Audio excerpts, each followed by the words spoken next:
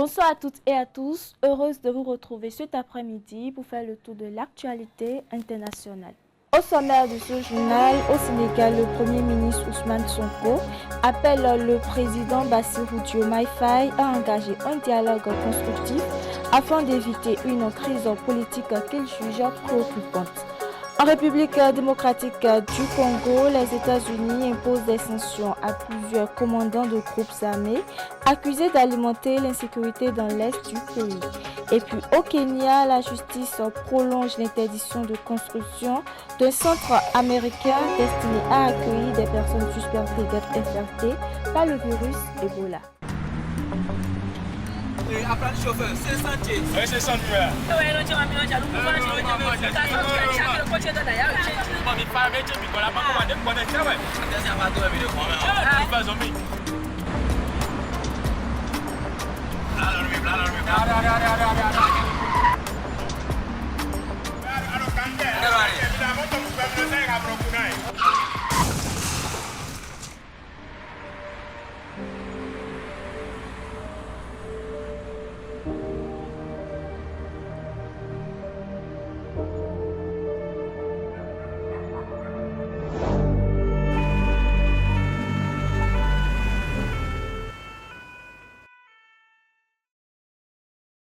Ensemble, disons oui à la courtoisie au volant. Stop à l'excès de vitesse, à la distraction au volant et à l'incivisme sur la route. Tu viens d'avoir le bac ou tu veux te reconvertir dans un domaine d'avenir, faire le choix du numérique et rejoindre l'école supérieure d'administration, d'économie, de journalisme et des métiers de l'audiovisuel, ESAE. De nouvelles filières sont disponibles dès cette rentrée: informatique et multimédia, informatique industrielle et maintenance, réseau informatique et télécommunications, système informatique et logiciel, sans oublier les filières initiales: administration générale, administration des finances, administration des affaires, sciences juridiques, sciences économiques, sciences de gestion, journalisme et métiers de l'audiovisuel. ESAE est disponible sur 4 sites: Cotonou-Bedroumendé, Cotonou-Akpakpa, Abomey-Calavi et Parakou. Pourquoi choisir l'ESAE? Des formations conçues pour le marché de l'emploi, des enseignants expérimentés et passionnés, des infrastructures modernes avec équipement de pointe, des opportunités de stage et d'emploi garanties. Les inscriptions sont en cours et les places sont limitées. Ne rate pas ta chance, donne vie à tes ambitions avec l'ESAE. Contacte-nous vite par appel ou par WhatsApp au 01 98 98 14 00 ou via email scolarité@esae.bj et visite notre site web www.esae.bj. Ton futur commence maintenant avec l'ESAE. Tu investis dans un avenir professionnel, concret et sécurisé. ESAE, l'excellence à un nom. Mesdames et messieurs, bonsoir.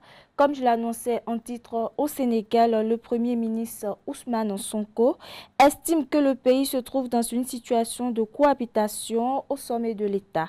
Dans une déclaration publique, il a appelé le président Bassirou Diomaye Faye à engager un dialogue constructif afin de prévenir une crise politique plus profonde. Selon lui, les divergences observées au sein des institutions nécessitent des échanges francs pour préserver la stabilité du pays. Plus de détails dans cet élément. Sans limogeage du poste de Premier ministre et l'absence du PASTEF, son parti politique au gouvernement, Ousmane Sonko s'est longuement exprimé sur ces sujets. C'était mardi lors d'une conférence de presse à Dakar.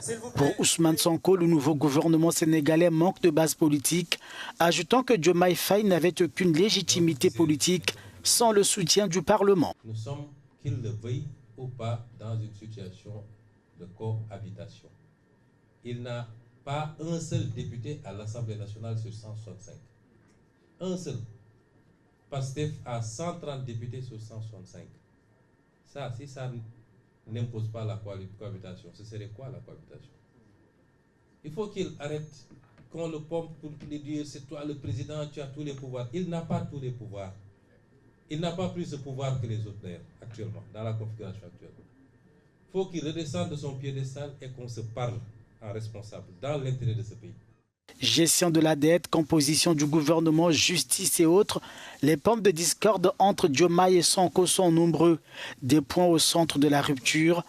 Ousmane Sonko accuse désormais son ex-allié de provocation, tout en appelant ses partisans au calme. Il faut être deux pour faire la paix. Et les provocations ont déjà démarré.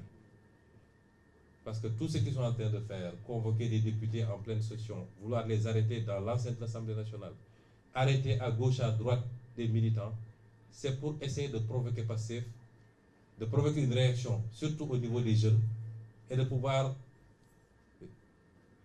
communiquer sur une image d'un parti qui serait un parti belliqueux, un parti, etc. C'est pourquoi j'en appelle encore une fois aux jeunes. Restez calmes. Les États-Unis ont annoncé des sanctions contre plusieurs commandants de groupes armés opérant dans l'est de la République démocratique du Congo.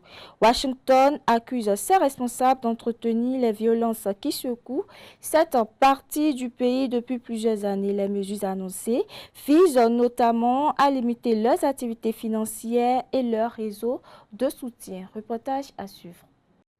En République démocratique du Congo, les États-Unis imposent des sanctions à l'encontre de commandants de groupes armés accusés d'alimenter le conflit dans l'est du pays. Les sanctions imposées par le département américain du Trésor concernent Gustave Kubao à la tête d'une unité du renseignement du FDLR. Du côté du M23, c'est le chef du renseignement John Imani Nzenze qui est mis en cause. Nous allons toujours étendre notre rayon de défense. C'est ainsi qu'on nous a imposé de prendre des localités, des villes, des contraintes. Mais nous, on n'a pas besoin de prendre. Pour les deux chefs rebelles, la sanction est la même. Tous leurs avoirs se trouvant sur le territoire américain ou sous contrôle de ressortissants américains sont désormais gelés. L'initiative s'inscrit dans les efforts de Washington pour mettre en place une résolution pacifique du conflit congolais après l'échec de l'accord de paix signé par le Rwanda et le Congo en décembre dernier.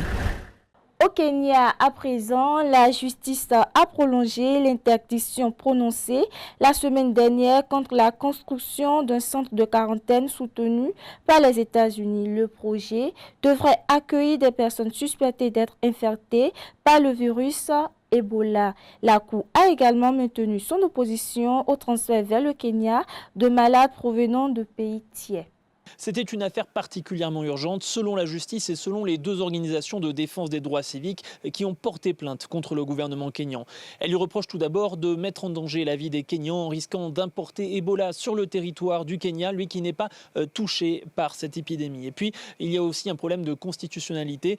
Le Kenya aurait dû, selon ces organisations de défense des droits civiques, à minima consulter les députés, voire même le public avant de signer cet accord avec les États-Unis. Et je peux vous dire que ce mardi matin, les avocats de ces organisations étaient assez surpris lorsque les débats se sont ouverts et qu'il n'y avait pas de représentants du gouvernement kényan présents devant la Cour. L'avocat du gouvernement est arrivé bien plus tard. Au moment où la Cour rendait ses directives quant à notre requête, un avocat est apparu et a indiqué qu'il avait reçu le mandat de représenter le gouvernement, mais qu'on ne lui avait pas précisé la position exacte que celui-ci allait adopter et qu'aucun document n'avait en réalité été déposé par le gouvernement jusqu'à présent. Pour nous, cela constitue une tentative malveillante et flagrante de la part du gouvernement, non seulement de désobéir à l'ordonnance du tribunal, mais aussi de ne pas se préoccuper de l'opinion du public sur cette question d'Ebola. Et je peux vous dire qu'ici, de très nombreux Kenyans sont inquiets. En effet, que le gouvernement continue son projet malgré l'interdiction de la Cour. La Cour qui a également ordonné au gouvernement de publier tous les termes de cet accord entre le Kenya et les États-Unis. Par ailleurs, une importante fumée noire s'est élevée au-dessus de Saint-Pétersbourg après une attaque de drone revendiquée par l'Ukraine. Selon les autorités concernées, la frappe a provoqué un incendie dans un terminal pétrolier de la ville. Cet incendie intervient quelques jours avant la tenue d'un important forum économique auquel doit participer le président russe Vladimir Poutine. L'attaque illustre une nouvelle fois l'extension des opérations liées au conflit entre la Russie et l'Ukraine.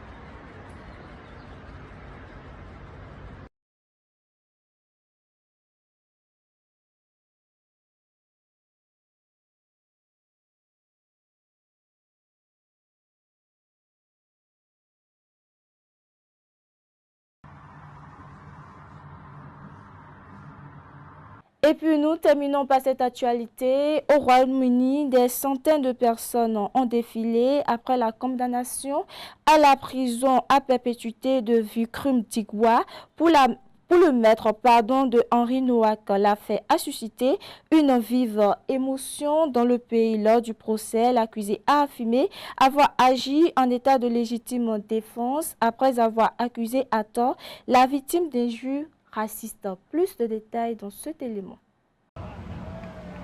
Des centaines de personnes se sont rassemblées ce mardi devant le commissariat de Southampton après la diffusion de vidéos montrant la police menotter un étudiant agonisant accusé à tort d'injures racistes par son meurtrier. La colère a été ravivée après la condamnation ce lundi de Vikrum Digwa, jeune homme sikh de 23 ans à la perpétuité pour avoir poignardé à mort Henry Nowak en décembre dernier. La ministre de l'Intérieur, Shabana Mahmoud, a condamné les débordements, les qualifiant de totalement inacceptables et a accusé les manifestants de détourner cette tragédie pour attiser la violence et le désordre. Lors de ce rassemblement, Tommy Robinson, militant politique d'extrême droite, a dénoncé ce qu'il a qualifié de police à deux vitesses.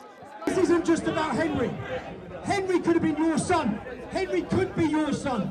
This has gone on for so fucking long in every town and city across our country. Where as white people we're treated as second-rate citizens by our own government, by our own police force. Sur les images de l'incident, on entend Henry Nowak à l'agonie répéter à plusieurs reprises « On m'a poignardé », ce à quoi un agent répond « Je ne crois pas mon gars ». Les autorités ont confirmé qu'un des agents impliqués dans l'affaire avait démissionné. Mesdames et messieurs, nous sommes à la fin de cette édition. Merci de m'avoir suivi et à très bientôt.